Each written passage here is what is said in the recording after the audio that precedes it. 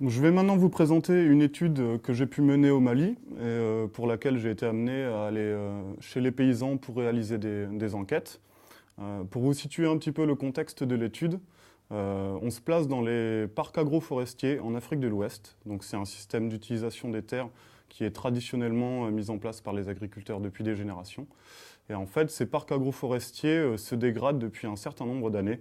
Plus précisément, on assiste à un vieillissement des arbres dans ces parcs, une grosse diminution de la densité des arbres, due notamment à la pression d'utilisation par la population qui a une démographie en augmentation. Or, les arbres de ces parcs sont très importants pour les populations locales. On les appelle des espèces ligneuses à usage multiple, puisqu'elles fournissent aussi bien aux populations qu'aux agriculteurs des produits d'un côté, donc ça peut être des produits alimentaires, des fruits ou des feuilles. Ils leur fournissent du fourrage pour leurs animaux, ils leur fournissent du bois d'énergie, qui représente leur seule source d'énergie disponible, notamment pour la restauration. Ces arbres fournissent également des services, et notamment ils permettent d'améliorer la fertilité du sol, ce qui est une chose très importante pour les agriculteurs dans ces zones, puisque généralement les sols sont très dégradés et ont une fertilité assez faible. Donc ces arbres sont très importants pour les populations et on assiste à une diminution de la densité. Donc la diminution de la densité des arbres dans ces zones représente une dégradation des parcs agroforestiers et cette dégradation représente elle-même une menace pour la capacité de production des agriculteurs et par là même pour la sécurité alimentaire des populations dans ces zones. Donc dans ce contexte de dégradation des parcs, un projet européen a été mis en place qui réunit différents instituts de recherche internationaux. Et pour être simple, ce projet il vise à améliorer les parcs agroforestiers et faire en sorte que les arbres des parcs puissent fournir un maximum de fonctions aux populations, un maximum de produits et de services aux populations. Au sein de ce projet, l'objectif de mon étude, c'était de m'intéresser aux savoirs locaux, donc au savoir des populations locales en ce qui concerne précisément les fonctions des espèces ligneuses et les traits fonctionnels de ces espèces. Donc dans ce cadre-là, je suis allé chez des paysans pour mener des enquêtes et recueillir les savoirs locaux. Pour répondre aux objectifs qui m'étaient demandés, j'ai établi en fait des questions de recherche et des hypothèses de recherche correspondantes. Donc je vais vous les annoncer maintenant. On a une question de recherche principale et une hypothèse de recherche principale qui correspond, et puis deux sous-questions avec deux sous-hypothèses. La question principale de mon étude était, dans le cadre de la dégradation des parcs agroforestiers, quelles fonctions les espèces ligneuses des parcs agroforestiers remplissent pour les agriculteurs de la zone de Tibi au Mali. La zone de Tibi, c'était la zone dans laquelle je suis allé réaliser mes enquêtes. Deux sous-questions par rapport à cette question principale. La première, quels usages les agriculteurs font-ils de ces espèces ligneuses? La seconde, quelle représentation les agriculteurs ont-ils des traits fonctionnels des espèces ligneuses? Et correspondant à ces trois questions de recherche, trois hypothèses. Donc la première, l'hypothèse principale, dans le cas des agriculteurs, les espèces ligneuses ont pour fonction de fournir un éventail de produits et de services. Et les deux sous-hypothèses par rapport à cette première hypothèse principale. Les agriculteurs utilisent les espèces pour obtenir des produits et des services, tout simplement. La seconde hypothèse, les agriculteurs ont des représentations propres des traits fonctionnels des espèces ligneuses. Et ces représentations, elles varient selon leur parcours personnel, et notamment l'apprentissage familial, le niveau de formation ou l'ethnie. Les hypothèses de recherche que je viens de formuler, elles peuvent paraître assez simplistes, mais dans tous les cas, quand on mène un tel travail, il vaut mieux partir d'hypothèses de recherche qui sont plutôt simples et éventuellement les préciser au fil de l'étude, plutôt que de partir sur des hypothèses de recherche qui seraient très compliquées dès le départ, qui demanderaient beaucoup de variables à renseigner et qui nous mettraient en difficulté pour le travail sur le terrain. Donc les questions de recherche et les hypothèses que je viens de vous citer, elles ont été établies avant de partir au Mali sur le terrain pour réaliser les enquêtes. Mais ce sont à ces hypothèses et à ces questions que je me suis référé tout au long du travail de terrain pour réaliser mes enquêtes chez les agriculteurs. Finalement, elle représentait le cadre méthodologique de mon étude au Mali. Pour répondre à ces questions et à ces hypothèses, l'étape suivante, c'est de déterminer les variables que nous allons étudier, les variables de l'étude, pour répondre justement à ces questions et pour confirmer ou infirmer les hypothèses qui ont été établies. Donc, dans un premier temps, pour déterminer mes variables, je me suis fondé sur 3 domaines d'études différents qui avaient attrait à mon sujet. Donc, le premier, c'était la diversité des systèmes agroforestiers qu'on peut trouver dans la zone de Tibi au Mali. Le deuxième domaine, c'était le fonctionnement des exploitations dans ces zones. Le troisième domaine, c'était les fonctions des espèces ligneuses et les représentations des agriculteurs sur les traits fonctionnels de ces espèces. C'est vraiment dans ce dernier domaine que je rentrais précisément dans ce qu'il m'était demandé dans la commande du projet. Pour chacun de ces domaines, j'ai donc établi un certain nombre de variables. Par exemple, pour étudier la diversité des systèmes agroforestiers, j'ai établi comme variable les types d'unités paysagères qu'on peut trouver dans la zone, l'évolution des peuplements d'espèces ligneuses qu'on peut trouver dans la zone. En ce qui concerne le fonctionnement des exploitations, je me suis intéressé par exemple à des variables telles que l'assolement dans les exploitations ou le statut des exploitants qui tiennent ces exploitations. Enfin, pour les fonctions des espèces ligneuses et les traits fonctionnels de ces espèces, je me suis par exemple intéressé à la variable produits et services qui sont tirés des espèces ligneuses ou à la variable caractéristiques biologiques des espèces qui sont en lien avec les fonctions en question.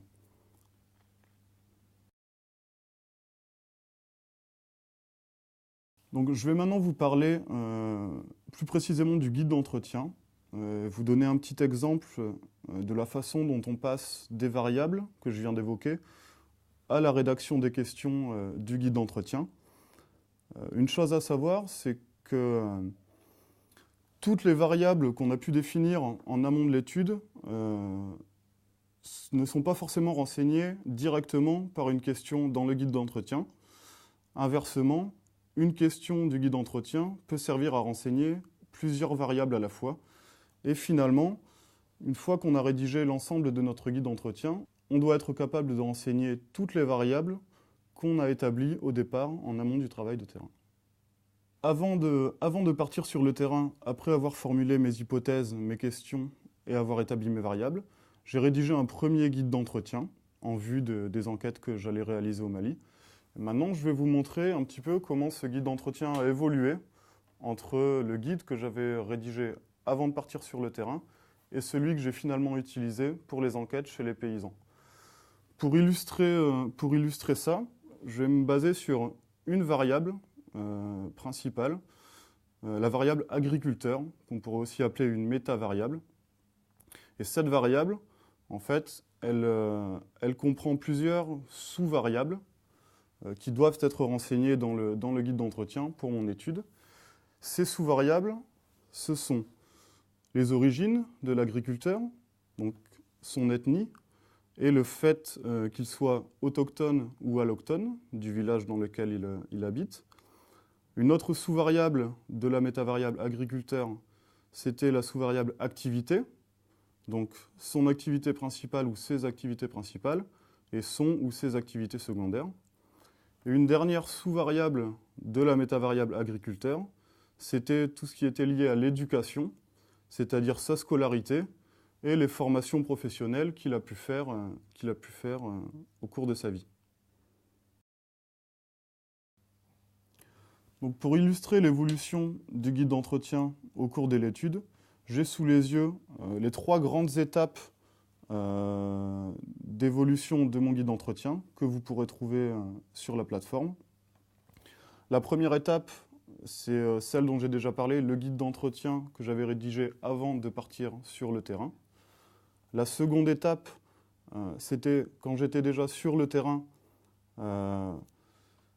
pendant une semaine où nous sommes allés voir des agriculteurs et où nous avons testé finalement notre guide d'entretien où nous l'avons traduit avec des collègues maliens, puis testé chez des agriculteurs. C'était la phase de test, finalement, du guide d'entretien. Et la dernière étape, c'est le guide d'entretien final, celui que j'ai utilisé pour aller voir, pour réaliser mes enquêtes chez les agriculteurs, le guide d'entretien opérationnel, finalement. Pour revenir sur la deuxième étape dans l'évolution de mon guide d'entretien, il faut que j'insiste sur la traduction du guide, qui est vraiment une étape très importante, et qui s'est fait juste avant d'aller tester le guide d'entretien chez les agriculteurs. Cette étape de traduction, il est nécessaire d'y consacrer beaucoup de temps, de vraiment s'y appliquer, pour être sûr que le traducteur ait bien compris ce qu'on veut demander à l'agriculteur, et pour être sûr que les questions sont suffisamment claires pour les agriculteurs qui vont être interviewés. Pour illustrer cette évolution, je vais vous citer une question particulière qui nous a posé certains problèmes lors de la traduction et lors de la phase de test du guide d'entretien. Elle avait d'autant plus d'importance que c'était la première question du guide, donc celle qui nous fait aborder l'enquête avec l'agriculteur. Cette question, c'était « Quel est votre parcours personnel ?» Ça, c'est la question que j'avais rédigée avant de partir. Avec l'avis de mon traducteur, on s'est rendu compte que cette question n'était pas adaptée aux agriculteurs que nous allions rencontrer. Donc on a formulé une autre question qui a été traduite mot pour mot par le traducteur lors des enquêtes tests. Et cette question, ça a été « Quelle est votre histoire ?» Simplement pour que l'agriculteur se présente. Donc on est passé d'une question pas adaptée « Quel est votre parcours personnel ?» à une question qui nous semblait plus adaptée « Quelle est votre histoire ?» Cette question « Quelle est votre histoire ?» Après les premières enquêtes auprès des agriculteurs, on s'est rendu compte qu'elle n'était pas suffisamment claire. Les agriculteurs ne voyaient pas où on voulait en venir. Ils ne répondaient pas à cette question et nous demandaient toujours des précisions dans la question. Donc, avec l'aide de mon traducteur, on a à nouveau formulé une nouvelle question et traduit telle quelle une nouvelle question. Cette question, ça a été tout simplement « Pouvez-vous vous présenter ?» Après différentes enquêtes chez les agriculteurs, c'est cette dernière question « Pouvez-vous vous présenter ?» qui s'est avérée la plus pertinente pour réaliser les enquêtes auprès des agriculteurs. Un deuxième exemple de l'évolution possible des questions dans un guide d'entretien, la question initiale « Quelles sont les personnes présentes sur l'exploitation ?» qui était beaucoup trop floue pour les agriculteurs. Cette question a été scindée en deux questions différentes. La première, combien de personnes avez-vous dans la famille? Et la seconde, combien de personnes travaillent dans votre exploitation? Les questions que je viens de vous citer, ce sont des questions générales qui servent à lancer le discours des agriculteurs. On doit aussi avoir dans notre guide d'entretien des questions de relance au cas où on n'arrive pas à obtenir les informations souhaitées à partir de ces grandes questions générales et qui permettent de faire préciser à l'agriculteur ses pensées et son discours. Pour en revenir à mon tout premier exemple, la question initiale, quel est votre parcours personnel? Pour préciser cette question, on avait la question de relance, quelles sont vos origines? Et cette question de relance, à nouveau, elle s'est avérée peu claire pour l'agriculteur, puisque dans les origines des agriculteurs de cette région, il y a deux aspects, l'aspect ethnique et l'aspect autochtone ou allochtone de l'agriculteur. Donc on a dû scinder cette question de relance, quelles sont vos origines, en deux questions. La première, quelle est votre ethnie? Et la seconde, depuis quand vivez-vous dans le village? À titre d'exemple de ce qui peut être discuté avec le traducteur pendant la phase de traduction du guide d'entretien, je peux vous citer la question à nouveau, quelles sont vos origines? Quand on a voulu préciser cette question, le traducteur m'a annoncé que c'était mal vu, que c'était mal poli de demander à une personne l'endroit précis où il était né. Poser la question à un agriculteur où êtes-vous né était quelque chose de très mal vu dans la région. C'est pour ça qu'au lieu de demander précisément le lieu de naissance, on demandait plutôt depuis quand vivez-vous dans le village? Donc avec cette question depuis quand vivez-vous dans le village, on pouvait renseigner notre sous-variable caractère alloctone ou autochtone de l'agriculteur. L'agriculteur était amené à nous parler de l'histoire qu'il a pu avoir, des différents déplacements qu'il a pu avoir. Et finalement, l'important dans cette question, ce n'était pas de savoir précisément dans quel endroit était né l'agriculteur, mais plutôt de savoir effectivement s'il était alloctone ou autochtone du village dans lequel on se situait. Donc le travail sur cette dernière question, il montre bien le lien que l'on doit garder entre les questions finales du guide d'entretien, nos sous-variables et nos variables identifiées au départ de l'étude. De vérifier la pertinence des questions, ça permet de vérifier la pertinence de nos variables et de nos sous-variables.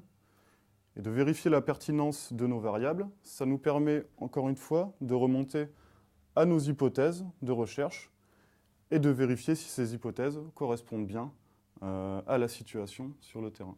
Il faut bien garder en tête que ce travail de refonte ou de peaufinage des questions du guide d'entretien ne doit pas alourdir le guide outre mesure. On ne va pas partir sur le terrain avec un questionnaire de 20 pages, mais on doit rester avec un guide d'entretien maîtrisable qui doit tenir en une page.